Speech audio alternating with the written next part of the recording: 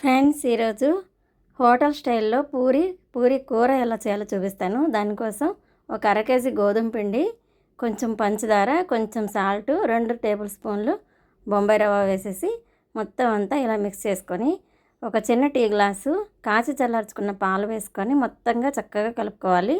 కొంచెం కొంచెం water add చేసుకుంటూ చపాతీ పిండి కన్నా కొంచెం గట్టిగా కలుపుకోవాలి. మొత్తం అంతా కలిపేసుకున్నాక ఫైనల్గా కొంచెం ఆయిల్ వేసేసుకొని ఒకసారి అలా కలిపేసుకొని ఒక పావు గంట పక్కన పెట్టేసేయాలి. ఈలోపు కర్రీ రెడీ చేసేసుకుందాం. పిండి రెడీ అయిపోయింది, మూత పెట్టేసి పక్కన పెట్టేసేసుకొని కర్రీ అయితే రెడీ చేసుకోవాలి. దానికోసం ఒక 4 పెద్ద ఉల్లిపాయలు, ఒక 4 పచ్చిమిరపకాయలు చీలికలు చేసుకొని చిన్న అల్లం ముక్క సన్నగా కట్ చేసుకొని 2 ఆలు కట్ చేసుకోవాలి. ఇప్పుడు స్టవ్ పైన ప్యాన్ పెట్టేసుకొని ఆయిల్ వేసుకొని 2 పచ్చిమిరపకాయలు, ఎండుమిరపకాయలు, 1 స్పూన్ తాలింపు గింజలు, 1 గుప్పుడు కరివేపాకు చిటపటలాడిన తర్వాత అల్లం ముక్కలు కూడా వేసేసి ఫ్రై అయిన తర్వాత ఉల్లిపాయలు, పచ్చిమిరపకాయలు కొంచెం వేగనివ్వాలి. కొంచెం లైట్గా వేగిన తర్వాత బంగాళదుంప ముక్కలు కూడా వేసేసుకోవాలి. ఇవి కూడా లైట్గా వేగనివ్వాలి. వేగిన తర్వాత కొంచెం సాల్టు, కూరకి సరిపడగా కొంచెం సాల్ట్ వేసేసుకొని ఇలా తిప్పుకోవాలి. ఈ కూర కూడా హోటల్ స్టైల్లో చూపిస్తున్నాను.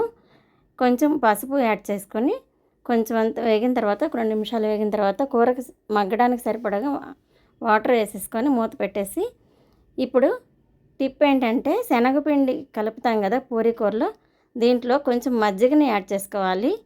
మీ దగ్గర మజ్జిగ అప్పుడు ఆ టైంలో లేకపోతే ఒక హాఫ్ చెక్క నిమ్మకాయనే వేసుకోవచ్చు. ఇలా ఉండలు లేకుండా చక్కగా కలుపుకోవాలి. ఇప్పుడు కూర ఉడికిపోయింది, ముక్కలు ఉడికిపోయినాయి, ఉల్లిపాయ ముక్కలు, బంగాళదుంప ముక్కలు ఒకసారి చెక్ చేసుకొని ఈ కలిపెట్టుకున్న శనగపిండిని ఇందులో యాడ్ చేసుకోవాలి. కూర అయితే రెడీ అయిపోయింది. చాలా టేస్టీగా ఉంటుంది. ఒకసారి మీరు కూడా ట్రై చేయండి. ఈ టిప్ అయితే ఫాలో అవ్వండి. ఎలా ఉందో చెప్పండి. పిండిని మరొకసారి కలుపుకొని ఇలా చిన్న చిన్న ఉండలుగా చేసుకోవాలి. స్టవ్ పైన కళాయి పెట్టుకున్నాను, ఆయిల్ కూడా వేసుకున్నాను, హీట్ ఎక్కుతుంది. సో ఇప్పుడు చపాతీ ఎలా చేయాలో చూపిస్తాను. పూరి చపాతీని రౌండ్గా చక్కగా నీట్గా కొంచెం చిన్న సైజులో చేసుకోండి. మరీ పలసగా కాకుండా మరీ మందంగా కాకుండా ఇలా చేసి రెడీ పెట్టుకొని ఇప్పుడు పూరి అయితే వేసేస్తున్నాను.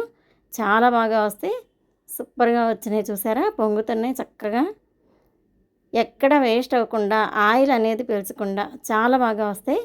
మీరు ఒకసారి ట్రై చేయండి. వీడియో నచ్చితే like and share, subscribe please. Yummy tiffin puri curry ready అయిపోయింది.